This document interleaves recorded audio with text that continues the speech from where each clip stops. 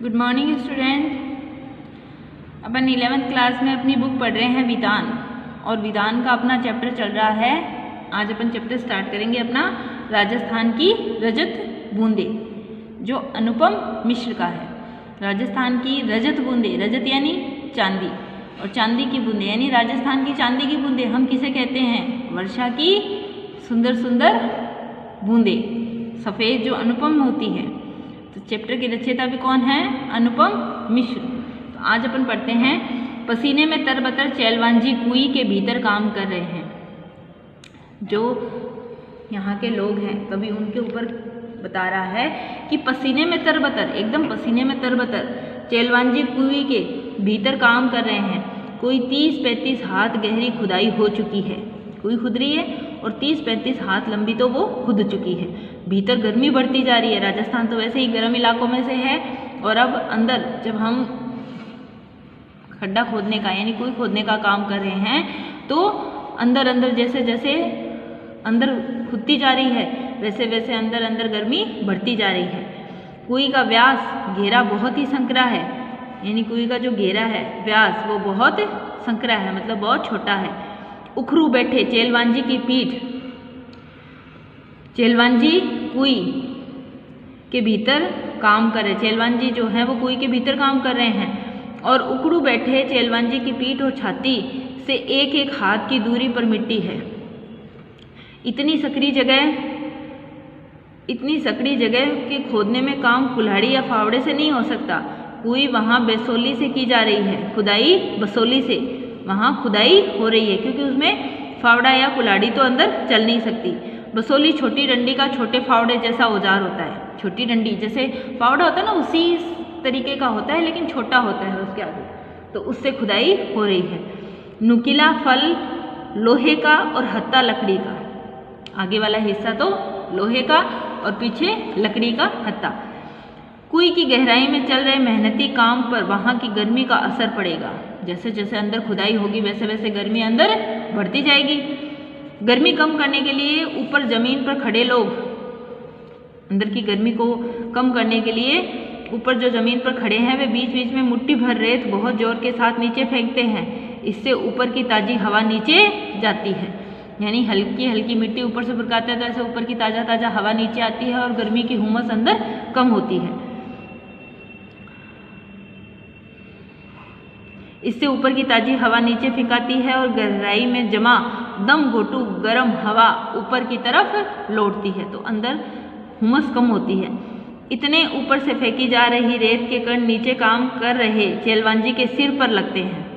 जब चैलवांजी के सिर के ऊपर मिट्टी आती गिरती है, इसलिए वे अपने सिर पर कांसे, पीतल या अन्य किसी धातु का एक बर्तन टोप की तरह पहनते हैं, ताकि मिट्टी कहीं एकदम से आँख नाक में नहीं चली जाए। इसलिए वो एक धातु का, चाहे कांसे का हो या पीतल का, एक बर्तन पहनते हैं ताकि मिट्टी ऊपर आके एकदम से नहीं गिरे। नीचे थोड़ी खुदाई हो जाने पर चैलवांजी के पंजों के आसपास मलबा जमा हो गया। नीचे जैसे जैसे खुदाई हो रही है वहाँ मलबा जमा हो गया। ऊपर रस्सी से एक छोटा सा डोल या बाल्टी उतारी जाती है। ऊपर से एक रस्सी के साथ एक बाल्टी आती है जिसमें वो भर दिया जाता है, मिट्टी उसमें भर दी जाती है, और पूरी सावधानी के साथ धीरे धीरे उसे ऊपर खींचते हैं। खींचते समय बाल्टी में से कुछ रेत कंकड़ पत्थर नीचे गिर सकते हैं। टोप इनसे भी चैलवांजी का सिर बचाता है। अंदर से जो जमीन के अंदर से मिट्टी कंकड़ पत्थर निकलते हैं वो मिट्टी के साथ उस बाल्टी में भर दिए जाते हैं, लेकिन जैसे बाल्टी ऊपर खींचती है तो उसमें से हिल डुल कर कुछ पत्थर कंकड़ उसमें से गिरते रहते हैं। तो इसलिए वो सिर पर पहना हुआ टोप इसलिए पहना जाता है ताकि कोई कंकड़ पत्थर आकर ऊपर सिर पर न लगे। चैलवांजी यानी चेजारो, चैलवांजी मतलब जो काम करने वाले चेजारे हैं। कुई की खुदाई और एक विशेष तरह की चिनाई, अंदर जैसे जैसे खुदाई होती है वैसे वैसे उसके अंदर चिनाई भी की जाती है वैसी। तो एक विशेष तरह की चिनाई करने वाले दक्षम लोग, ये लोग इस काम के एक्सपर्ट होते हैं, तो वही इस काम को करते हैं, तो उन्हें कहते हैं दक्षतम लोग। यह काम चेजा कहलाता है। चेजारो जिस कुई को बना रहे हैं वह भी कोई साधारण ढांचा नहीं है, इसलिए उसको यानी कुई बहुत ही छोटी, कुआं पुल्लिंग है, कुई स्त्रीलिंग है। छोटा सा जो एक कुआं है, यानी कुई अपन किसको कहेंगे, यानी कुएं का छोटा रूप। तो इसलिए कुई यानी बहुत ही छोटा सा कुआं। कुआं पुल्लिंग है और कुई स्त्रीलिंग है। यह छोटी भी केवल व्यास में ही है, यानी व्यास जो इसका घेरा होता है उसी में ये छोटी है। गहराई तो इस कुई की कहीं से कम नहीं है, गहराई तो कुई जितनी होती है इसकी भी कहीं से कम नहीं है। राजस्थान में अलग अलग स्थानों पर एक विशेष कारण से कुइयों की गहराई बहुत कम ज़्यादा होती है, यानी कहीं जहाँ नीचे मिट्टी ढहने वाला एरिया आ जाता है, यानी आसपास जहाँ पानी का सा एरिया हो जाता है वहाँ उसकी गहराई को कम कर दिया जाता है ताकि नीचे से वो ढह नहीं जाए। और जहाँ जो बंजर इलाके हैं या अपन कहे जो रेगिस्तानी इलाके हैं वहाँ इनकी गहराई अधिक भी ले ली जाती है। और जहाँ आसपास मकान होते हैं, यानी एकदम रहनशील जो इलाके होते हैं, उनमें भी जब कुइयाँ खुदती है तो उनको भी ज़्यादा लंबा नहीं लिया जाता, क्योंकि जब वो अंदर से ढह जाती है, किसी कारणवश वो अंदर से ढह जाए तो वो आसपास के मकानों के गिरने का भी खतरा बन जाता है। इसलिए भी उनकी रहनशील इलाकों में भी इनकी गहराइयाँ कम होती है। तो इसलिए कहीं इनकी ज़्यादा हो जाती है और कहीं कम, तो वो चलती रहती है। कुई एक और अर्थ में कुएं से बिल्कुल अलग है। कुआं भूजल को पाने के लिए बनता है, पर कुई भूजल से ठीक वैसे नहीं जुड़ती जैसे कुआं जुड़ता है। कुई वर्षा के जल को बड़े विचित्र ढंग से समेटती है ना। कुएं से अपन जल प्राप्त करते हैं और कुई कई बार इस चीज़ का विपरीत भी हो जाती है क्या, ताकि वो इकट्ठा भी किया जाता है उसके अंदर जल, यानी जो भूजल से जो वर्षा का जल है वो उसमें इकट्ठा भी होता है। तब भी जब वर्षा ही नहीं होती है, यानी वर्षा नहीं होती है, तब भी वो उस जल को इकट्ठा करने का एक साधन होती है। किस प्रकार, यानी कोई न तो सतह बहने वाला पानी है न भूजल है, यह तो नेति नेति जैसा कुछ पेचीदा मामला है। नेति नेति थोड़ा थोड़ा, कैसे, मतलब एकदम तेज वर्षा आती है, उसका भी वो साधन नहीं है कि उसमें उसको इकट्ठा किया जाए, और ना ही वो रोजमर्रा वाला जो भूतल का जो पानी अपन प्राप्त कर रहे हैं, जल प्राप्त कर रहे हैं, उसका भी वो सोर्स नहीं है। मरुस्थल में रेत का विस्तार और गहराई अथाह है। यहाँ वर्षा अधिक मात्रा में भी हो तो उसे भूमि में समा जाने में देरी नहीं लगती। भाई रेगिस्तानी इलाके हैं वो एकदम सूखे होते हैं, तो अगर बहुत वर्षा होती है तो भी जल्दी से जो जमीन है वो सारा पानी सोख लेती है। अपन को प्रॉब्लम तो रहनशील इलाकों में होती है जहाँ कंजेस्टेड होते हैं, चारों तरफ सड़कें होती है, घर होते हैं, तो वहाँ जल्दी से पानी नहीं सोखा जाता। जबकि रेगिस्तानी जो मरुभूमि है उनमें तो कितनी ही तेज बारिश आए जल्दी से जल्दी जल धरती में समा जाता है। पर कहीं कहीं मरुभूमि में रेत की सतह के नीचे प्राय 10-15 हाथ से 50-60 हाथ नीचे खड़िया पत्थर की एक पट्टी चलती है। यह पट्टी जहाँ भी है काफी लंबी चौड़ी है, पर रेत के नीचे दबी रहने के कारण ऊपर से दिखती नहीं है।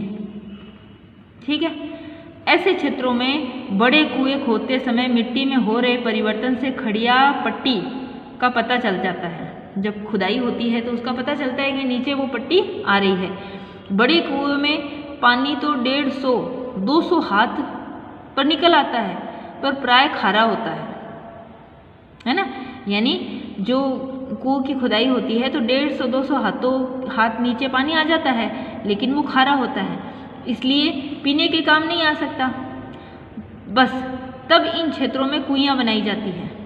पट्टी खोदने में पीढ़ियों का अनुभव भी काम आता है।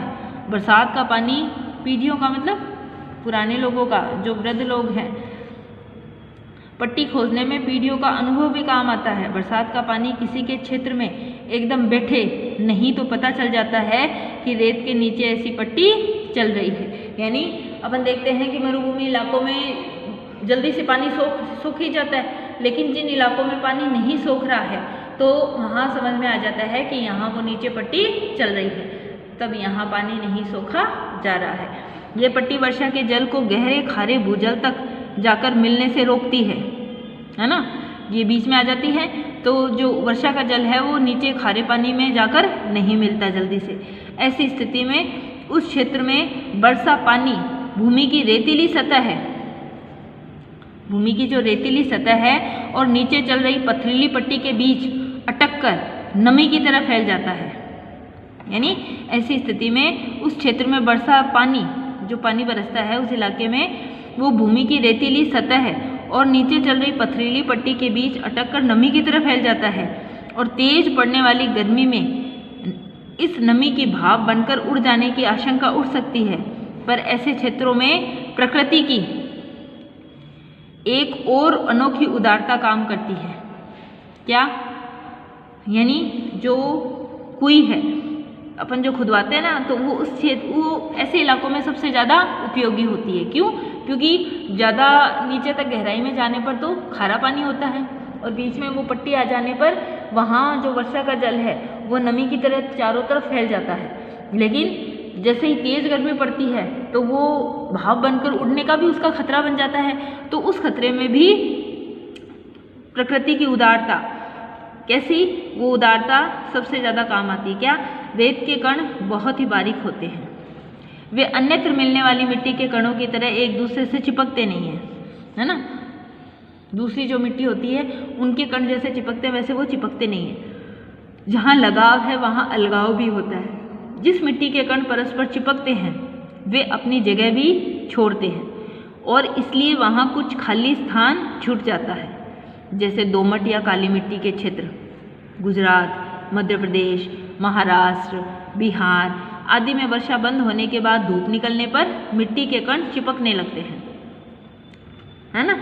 और धरती में खेत और आंगन में दरारें पड़ जाती है। अपन देखते हैं ना, जैसे ही वो सूखते हैं वैसे ही उनमें बड़ी बड़ी दरारें पड़ जाती है ना।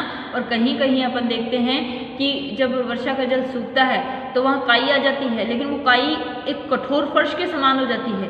कहीं दरारें चल जाती है और कहीं कठोर फर्श बन जाता है। तो वो ही अंतर आता है दोनों में कि जहाँ मिट्टी के कण आपस में चिपक जाते हैं, स्थान नहीं छोड़ते हैं, वहाँ तो वो कठोरता आ जाती है, और जहाँ वो अपना स्थान छोड़ देते हैं वहाँ उनमें बड़ी बड़ी दरारें पड़ जाती है। धरती की संचित नमी इन दरारों से गर्मी पड़ते ही वाष्प बनकर वापस वातावरण में लौटने लगती है ना। धरती की संचित नमी इन दरारों से गर्मी पड़ते ही वाष्प बनकर वापस वातावरण में लौटने लगती है, वापस लौटने लग जाती है। पर यहाँ बिखरे रहने में ही संगठन है। मरुभूमि में रेत के कण समान रूप से बिखरे रहते हैं। मरुभूमि, रेगिस्तानी इलाकों में अपन देखते हैं मरुभूमि में रेत के कण समान रूप से बिखरे रहते हैं। यहाँ परस्पर लगाव नहीं, इसलिए अलगाव भी नहीं होता। समझ गए? यानी लगाव नहीं तो अलगाव भी नहीं, आपस में चिपकते नहीं है तो वो स्थान भी नहीं छोड़ते हैं। पानी गिरने पर कण थोड़े भारी हो जाते हैं पर अपनी जगह नहीं छोड़ते। पानी आता है, बारिश का पानी गिरता है उनमें, तो वो आपस में चिपकते नहीं है, लेकिन आपस में जुड़ते नहीं है तो अपना स्थान भी नहीं छोड़ते। इसलिए मरुभूमि में धरती पर दरारें नहीं पड़ती। भीतर समाया वर्षा का जल भीतर ही बना रहता है। उनके अंदर जो वर्षा का जल है वो उनके अंदर ही बना रहता है। एक तरफ थोड़े नीचे चल रही पट्टी इसकी रखवाली करती है। जो नीचे की तरफ पट्टी चल रही होती है, कौन सी अपन ने पढ़ी थी ना, जो खड़िया पट्टी नीचे चल रही होती है वो मरुभूमि में एक तरफ थोड़े नीचे चल रही पट्टी इसकी रखवाली करती है, तो दूसरी तरफ ऊपर रेत के असंख्य कणों का कड़ा पहरा बैठा रहता है, और दूसरी तरफ ऊपर जो रेत के कण हैं उन कणों का उस पर पहरा रहता है। ऊपर की तरफ जो रेत के कण हैं वो उसके साथ ही जुड़े रहते हैं। इस हिस्से में बरसी बूंद बूंद रेत में समाकर नमी में बदल जाती है। इस हिस्से में जो बारिश की बूंदें होती है, इस हिस्से में बरसी जो बूंद बूंद रेत में समाकर नमी में बदल जाती है। जो बारिश की बूंदें होती है वो धरती में जाती है तो वो नमी में बदल जाती है। अब यहाँ कुएं बन जाए तो उसका पेट, उसकी खाली जगह चारों तरफ रेत में समाई नमी को फिर से बूंदों में बदलती है। अब जब यहाँ अपन कुएं खोद देते हैं तो कुएं बन जाती है, तो उसका जो हिस्सा है, उसका खाली जगह यानी जो बीच का हिस्सा है उसका, जिसको अपन खोदते हैं, वो चारों तरफ रेत में समाई, उसके चारों तरफ की जो नमी है उस नमी को फिर से बूंदों में बदलती है और बूंद बूंद रिसती है और कुएं में पानी जमा होने लगता है। यानी जैसे अपन कुएं खोदते हैं तो बीच का जो खाली हिस्सा है उसके आसपास की जो चारों तरफ की मिट्टी है उसकी जो नमी है, उस नमी में से जो बूंदें रिसती है वो उस कुएं में पानी की तरह जमा होने लगती है और खारे पानी के सागर में अमृत जैसा मीठा पानी मिल जाता है। और चारों तरफ का जो खारा पानी है उस खारे पानी में से भी वो मीठे पानी की बूंदें वहाँ इकट्ठे होनी लग जाती है। तो इस तरह कुएं का निर्माण होता है। तो कुएं हमारे लिए किस उपयोगी है, किस प्रकार उपयोगी है, यानी जो मरुभूमि है वहाँ चारों तरफ जहाँ खारा जल होता है उस खारे जल में भी वो मीठे जल को प्राप्त करवाती है। और भयंकर जो गर्मी है, जिस गर्मी में चारों तरफ नमी सूख जाती है, मरुभूमि एकदम सूखी हो जाती है, उस सूखी उमस में भी वो हमें नमी का एहसास करवाती है। तो अपन ने यहाँ तक पढ़ लिया। अब इसके आगे का जो चैप्टर है अपन अगले वीडियो में पढ़ेंगे। आप पहले एक बार इसका इतना यहाँ तक का रिवीजन कर लें, फिर इसके आगे का अपन और पढ़ लेंगे।